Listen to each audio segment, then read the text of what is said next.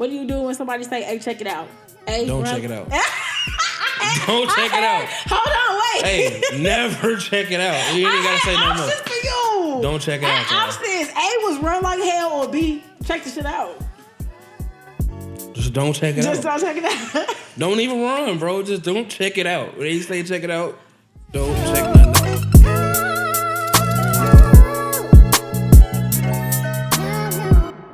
What's going on, y'all? Welcome to another episode of Who's Who with Liiu, starring none other than your girl, Bunny Liiu. Today, I have an old friend here on the show today. He's a songwriter, A&R, co-owner of At the Stool and The Grove Garden. Y'all, please give a super warm welcome to Pen by Joe. Okay. Pen by Joe, but everyone should know him as Jonas. Yes. How you feel? I'm excited. You excited? What you excited for? To do an interview. Okay. I'm on Who's Who with Liiu. I would not be excited. I know that's right. You did other interviews before? Yeah. Previously. Previously. They all not previously, but a long time ago. Okay. But you back when I was trying to be artist. Okay. Trying to be artist? Mm-hmm. Okay. That's over with. I heard a little something about you that I didn't know. Even though we've known each other for a while. Mm-hmm. But every time we talked, we always talked about music. Mm-hmm. I love your music. You write for a bunch of people. Mm-hmm. You're featured on a lot of situations as far as your pen is concerned. I've always admired your work. Mm-hmm. But there's one thing that I didn't know about you, and you from the suburbs. I didn't know that. Yeah. Mm-hmm. From the suburbs. Masson. Yeah. I was like, what the fuck? When I went to Masson, I went to Beasley in the city. Uh-huh. And I went to the suburbs, like 4th grade.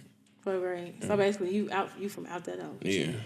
Pretty much. Like, you grew up out there type shit. Mm-hmm. Pretty much. So, because you from the suburbs, I wanted to kind of test your... I wanted to test your Chicago knowledge since you from the burbs. Okay. So, what do you do when somebody say, hey, check it out?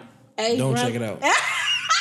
Don't check it out. Hold on, wait. Hey, never check it out. You ain't gotta say no more. Options for you. Don't check it out. Options. A was run like hell, or B, check the shit out.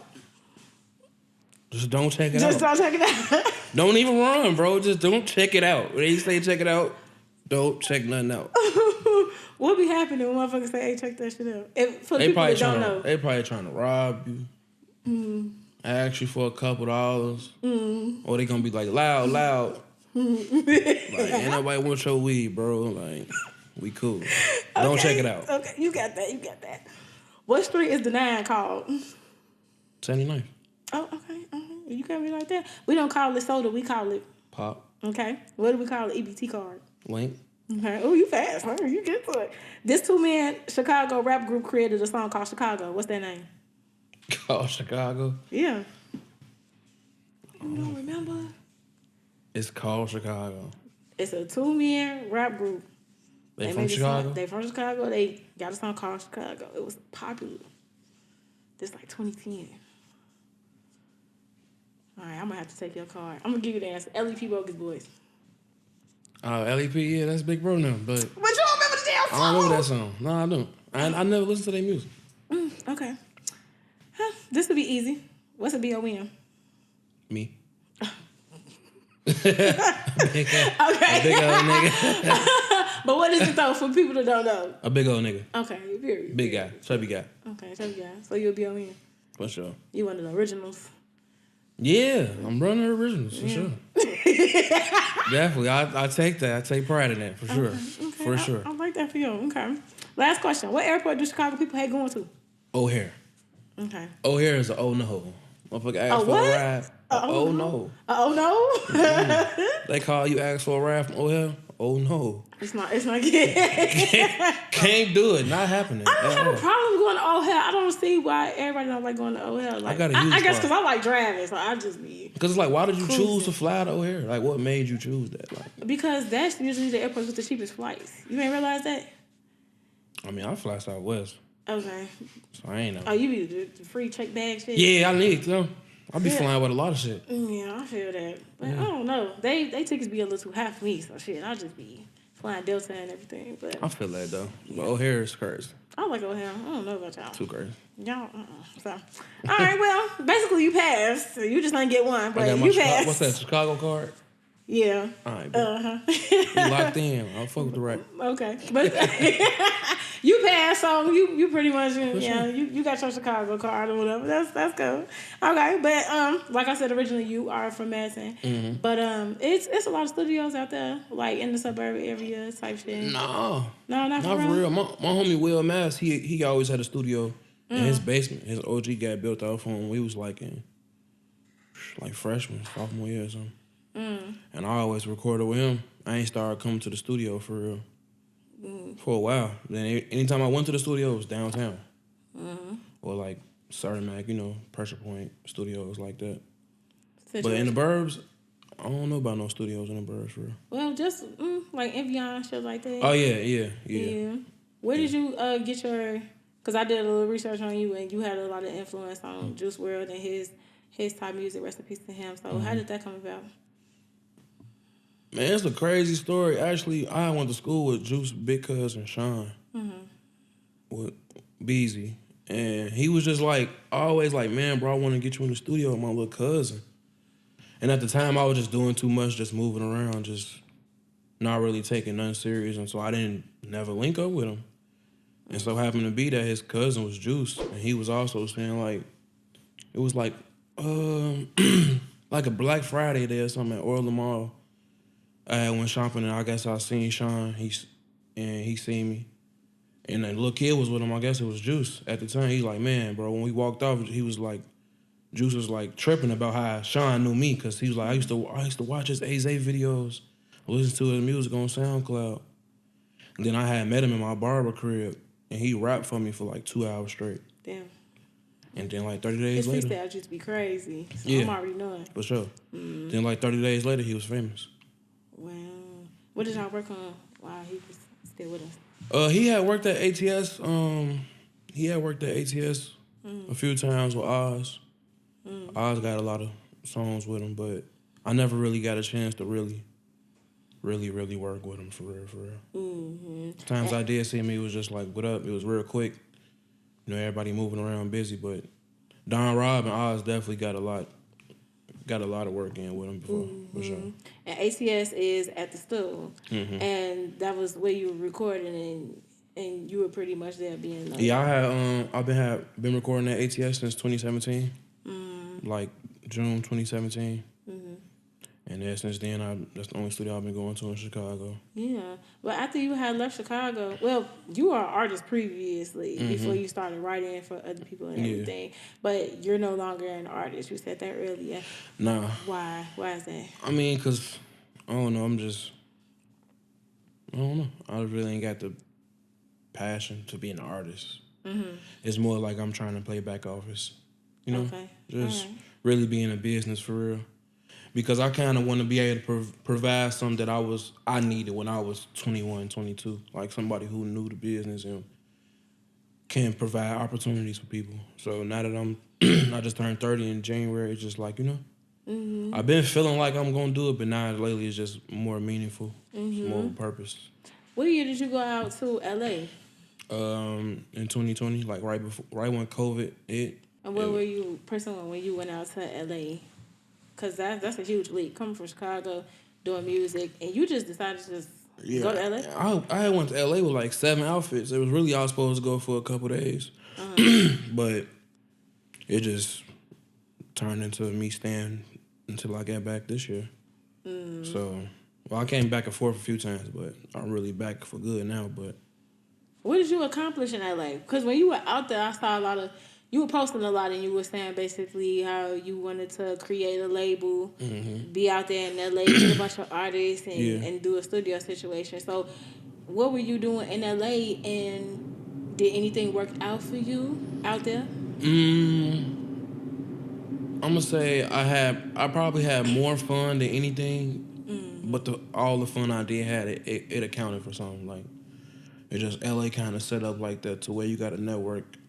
You know what I'm saying? Not only in the studio, but you also got to get outside. So me using outside is just like a playground. Like okay, it's LA, and I know it's millionaires walking around. It's like people who own things. So when I was in LA, I just made sure, like, even if I was going to the local coffee shop, I just make sure I become a regular to somebody to build a relationship and throughout the town, like, you know, my local area that I lived in, and just network, and then floating around in studios with different artists, just taking advantage of being there for one, because, you know, that's kind of, it's not easy to just be able to move to LA and have that opportunity to live in Hollywood and go to label studios and be in the studio with your favorite artists. So I kind of just used all that time to network, build my contacts, build relationships with people. So when I go back, it'll always be like home. You know, I go to LA, I can go to LA with nothing and be able to, you know, maneuver and call people, whatever the case may be. But most of the time, LA, though, was really just, you know, networking. Just, it was really fun. I really had I just knew I was going to stay in the studio as much. Me, Oz, and Don Rob, we probably built a catalog of like 1,000 songs in 3 years. It was just overly working. Just, you know, every day we just went to the studio. Even if it was no purpose behind it, we was always going to make good music. So tell us about the relationship with Oz and Don Rob, because for people that don't know, Oz is a super producer. He's produced for a number of people, namely G Herbo. Yeah. Don Rob has done the same. He has multiple placements on a lot of celebrities' Yeah. albums, things of that nature. So what is your relationship like with them, and why did y'all decide to put together At the Stew, or revamp At the Stew? I actually met Oz and Don Rob in July of 2017, and I just recorded. Oz was like probably one of the first engineers I stepped out of working with Will.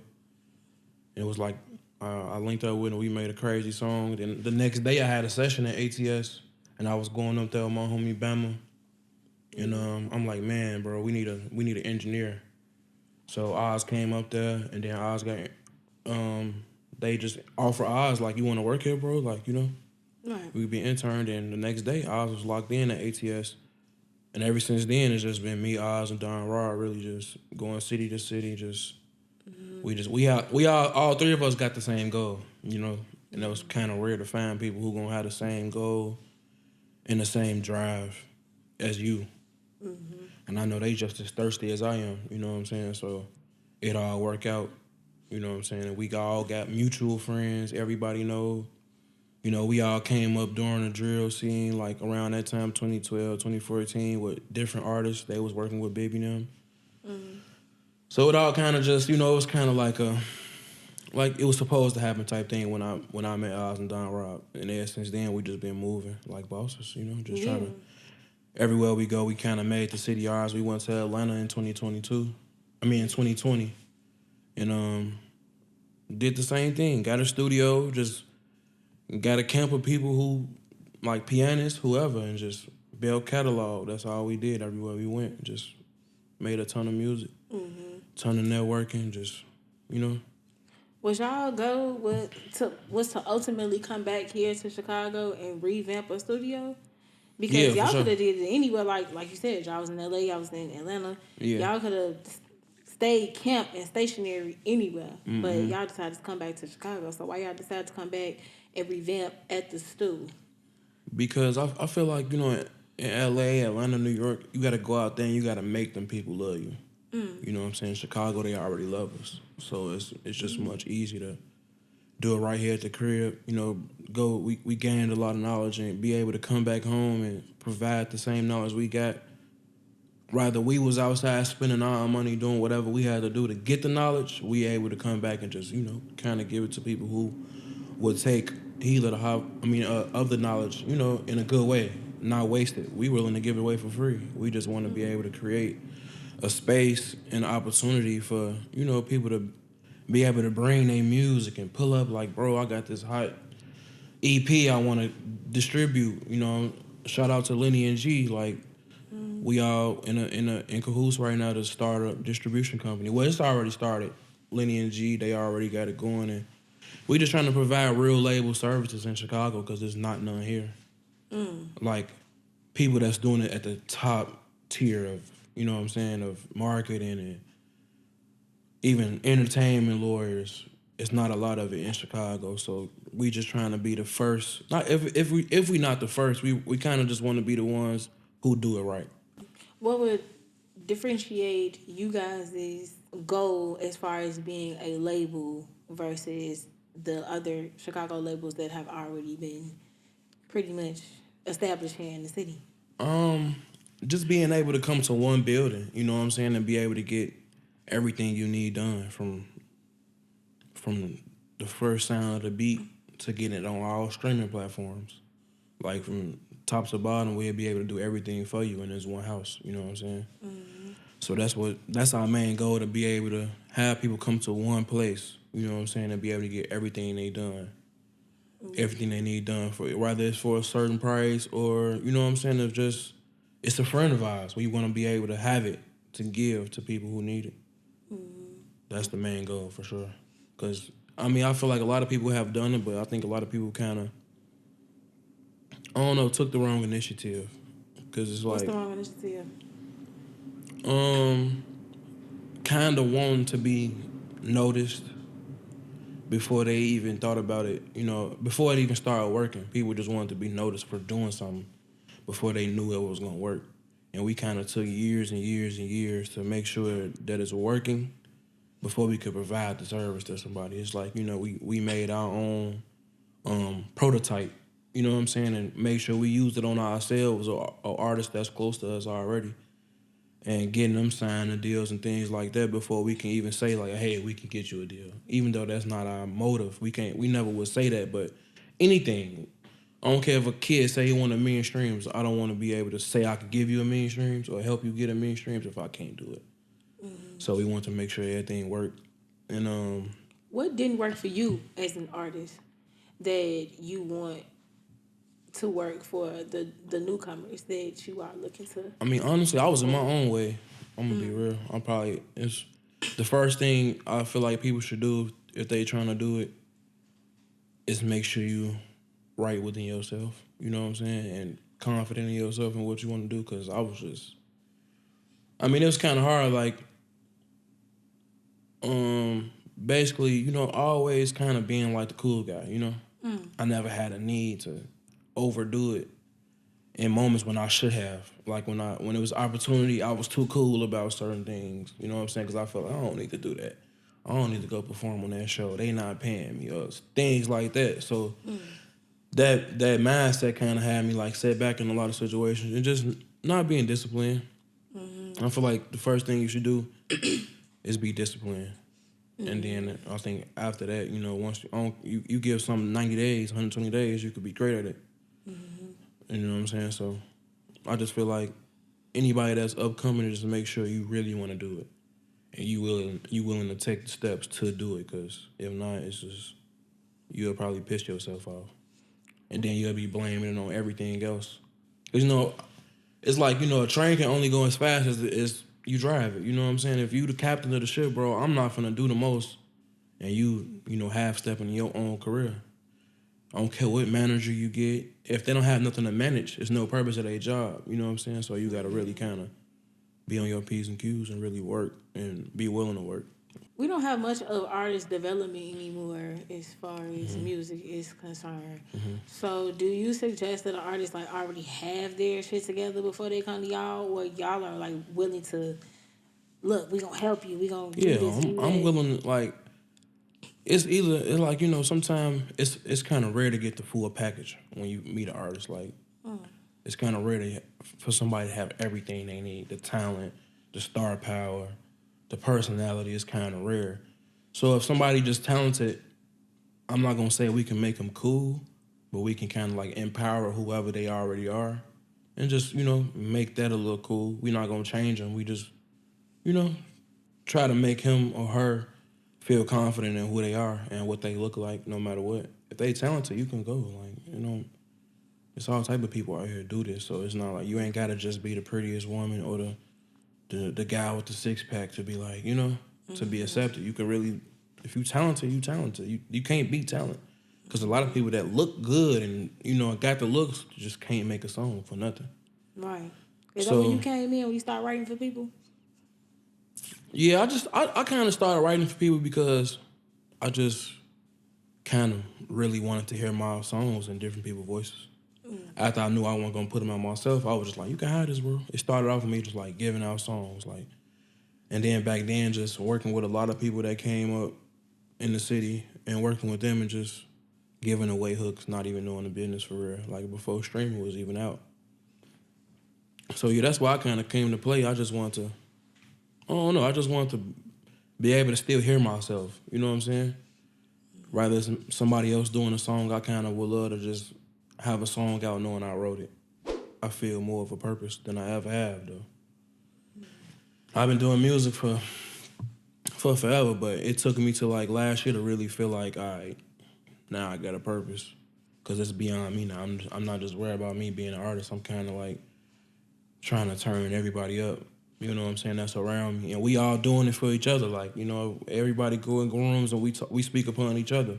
It sounds like you're like more comfortable with being in the industry and doing music now because you have a set team. Yeah. And you have like a real organization behind it. Do you feel like that's the reason why you're like for sure driven? No, yeah, for sure.